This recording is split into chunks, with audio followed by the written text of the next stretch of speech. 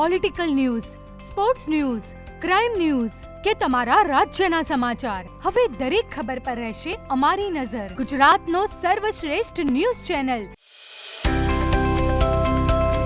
ભારતીય જનતા પાર્ટીના સ્થાપના દિવસ નિમિત્તે પાટણ જિલ્લા ભાજપ કાર્યાલય ખાતે ઉજવણીના કાર્યક્રમનું આયોજન કરવામાં આવ્યું હતું. પાર્ટીનો ધ્વજ ફરકાવી વંદે માતરમનું ગાન કરવામાં આવ્યું હતું. આ પ્રસંગે મુખ્ય વક્તા તરીકે ઉપસ્થિત રહેલા કિસાન મોરચાના પૂર્વ પ્રદેશ પ્રમુખ હિતેન્દ્રભાઈ પટેલે કાર્યકરોને સંબોધતા જણાવ્યું હતું કે દેશના પૂર્વ પ્રધાનમંત્રી અટલજીએ તેમની પ્રથમ સભામાં જ ભવિષ્યવાણી કરી હતી કે મારો મતદાર આજે ભલે ઘોડિયામાં સૂવે છે, પરંતુ જેવો તે 18 વર્ષનો થશે એટલે ભારતીય જનતા પાર્ટીની સરકાર બનશે. આજે આ શબ્દો સાચા સાબિત થયા છે અને પાર્ટી પંચાયતથી લઈને પાર્લામેન્ટ સુધી સત્તાના શિખરે પહોંચી છે.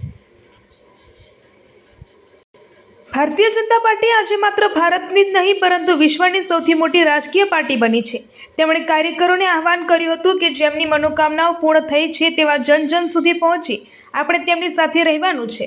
આ ગૌરવપૂર્ણ અવસરે જિલ્લા પ્રભારી સત્યન કુલાબર, જિલ્લા ભાજપ પ્રમુખ રમેશભાઈ સિંધવ, ધારાસભ્ય લવિંગજી ઠાકોર, જિલ્લા મહામંત્રી સંજયભાઈ પટેલ, બાબુભાઈ ઠાકોર, લાલજીભાઈ રબારી તેમજ પૂર્વ પ્રમુખ મોહનભાઈ પટેલ સહિતના અનેક હોદ્દેદારો અને મોટી સંખ્યામાં કાર્યકર્તાઓ ઉપસ્થિત રહ્યા હતા.